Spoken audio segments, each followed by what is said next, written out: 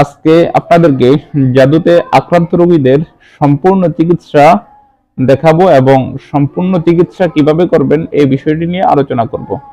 অর্থাৎ একটা লোক যখন কালো জাদুতে আক্রান্ত হয় এই লোকটাকে কিভাবে সম্পূর্ণ সুস্থ করবেন আজকের ভিডিওতে এই বিষয়টি নিয়ে বিস্তারিত আলোচনা করব।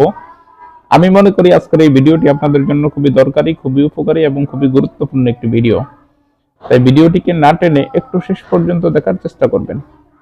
ভিডিওটি শুরু করার আগে সংক্ষেপে কিছু কথা বলবো। টিকটকে আমাদের কোনো অ্যাকাউন্ট নেই, আমরা কখনো টিকটকে কোনো ভিডিও আপলোড করি না। কিছু প্রতারক চক্র আমাদের ভিডিওগুলোকে টিকটকে আপলোড করে এবং আপনাদের সাথে বিভিন্ন রকম প্রতারণা করে। তাই প্রতারক চক্র থেকে সাবধানে থাকতে অবশ্যই স্ক্রিনে দেওয়া 3355 নাম্বারে সরাসরি ভিডিও কল দিয়ে আমাকে দেখে কনফার্ম হয়ে তারপর কাজ দিবেন। চলুন তাহলে কথা না বাড়িয়ে ভিডিওর মেইন আলোচনায় আসতে পারি। দর্শক, কোন লোক যদি কখনো জাদুতে আক্রান্ত হয়, কালো জাদুতে, অর্থাৎ আপনাকে ক্ষতি করার জন্য কেউ যদি কখনো কালো জাদু করে, তখন এটা সম্পূর্ণ চিকিৎসা আপনি কিভাবে করবেন এটা আপনি নিজেও করতে পারেন, অথবা আপনি যদি কোনো তান্ত্রিক হয়ে থাকেন তাহলে বিষয়টি আপনি শিখে রাখতে পারেন। একটা কথা মাথায় রাখবেন, আপনাকে কেউ আপনার ক্ষতি করার জন্য কেউ যদি কখনো আপনাকে কালো জাদুতে আক্রান্ত করে থাকে, এটার চিকিৎসা আপনারা দুইটি স্টেপে করতে পারেন বা দুইটি নিয়মে করতে পারেন। প্রথম যে স্টেপ, এটা হচ্ছে রুকাইয়ার মাধ্যমে। রুকাইয়ার মাধ্যমে আপনারা কিভাবে কালো জাদু থেকে মুক্তি পাবেন এবং কালো জাদু সম্পূর্ণ নিঃশ্বাস করে দিবেন এবং শেষ করে দিবেন, এবং রোগীটাকে কিভাবে আপনারা সম্পূর্ণ সুস্থ করে ফেলবেন, একটু বিষয়গুলো আমি সম্পূর্ণ বলতেছি। সম্পূর্ণ বিষয়গুলো একটু মনোযোগ দিয়ে শুনুন। সর্বপ্রথম যে কাজটা আপনাদের করতে হবে সেটি হচ্ছে রুকাইয়ার মাধ্যমে আপনারা চাবেন যে রোগীটাকে সম্পূর্ণ সুস্থ করতে। রুকাইয়ার মাধ্যমে আপনাদের সুস্থ করতে হলে প্রথমে একটি কচু পাতায় কিছু নদীর পানি অথবা বাদা পুষ্কুনির পানি লাগবে। বাদা পুষ্কুনি মানে যেই পুষ্কুনির পার বা যেই পুষ্কুনির চারো কর্নারের কোনো কর্নার খোলা নেই, এমন একটি পুষ্কুনির পানি লাগবে। কচু পাতার উপরে পানিগুলো নেবেন।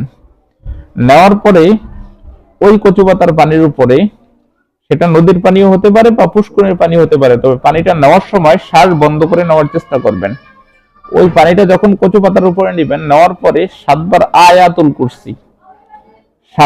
আয়াতুল কুরসি পরে দম করে ওই পানিটার সাথে সাথে রোগীকে খাওয়াবেন। খাওয়ালে আপনার রোগীটা কিছু একটা সুস্থি অনুভব করবে এবং কিছু একটা নিয়ন্ত্রণে আসার পথের দিকে থাকবে এবং কালো জাদুটা কিছুটা আপনার 100-এর ভিতরে 30%, মাত্র 30% হালকা হয়ে যাবে রোগীটার থেকে।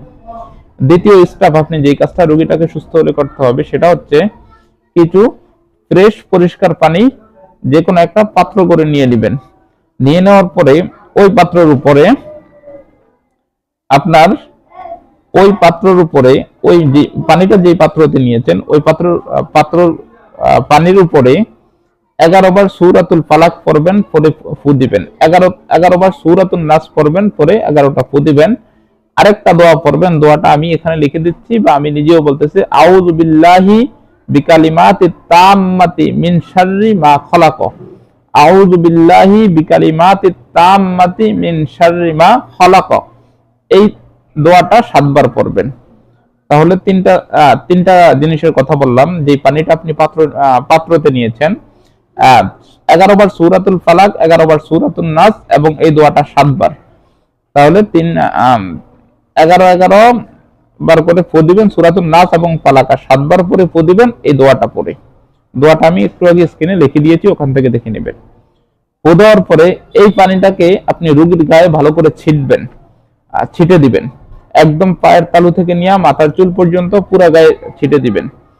ছিটে দিলে আপনার কাজটা হবে কি, আপনার রোগী আরো 20% সুস্থ হয়ে যাবে।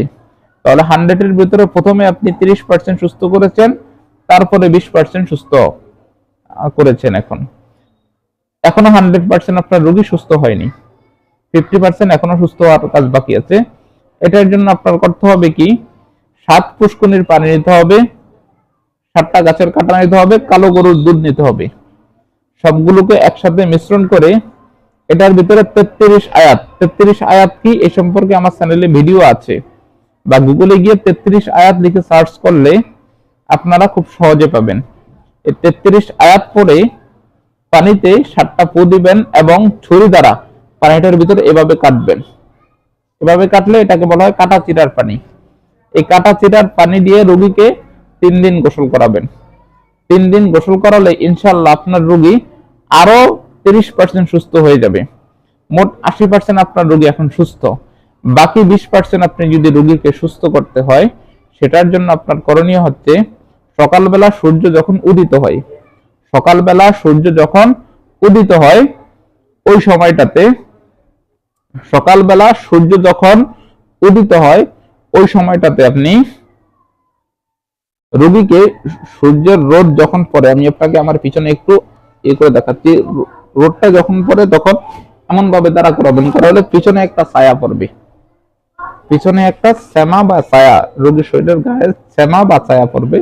ওই ছায়াটার উপরে একটা লোহার টুকরা বা ছুরি দ্বারা সূরাতুল ফাতিহা পড়বেন। যখন গায়রুল মাগদুবি আলাইহিম ওয়ালা দাল্লিনের জায়গায় আসবেন তখন এভাবে একটা কোরক চিহ্ন মারবেন ওই রোগীর ছায়ার উপরে, চেমার উপরে, এমন করে 7টা কোরক চিহ্ন মারবেন। 3 দিন পর্যন্ত এই আমলটা করবেন।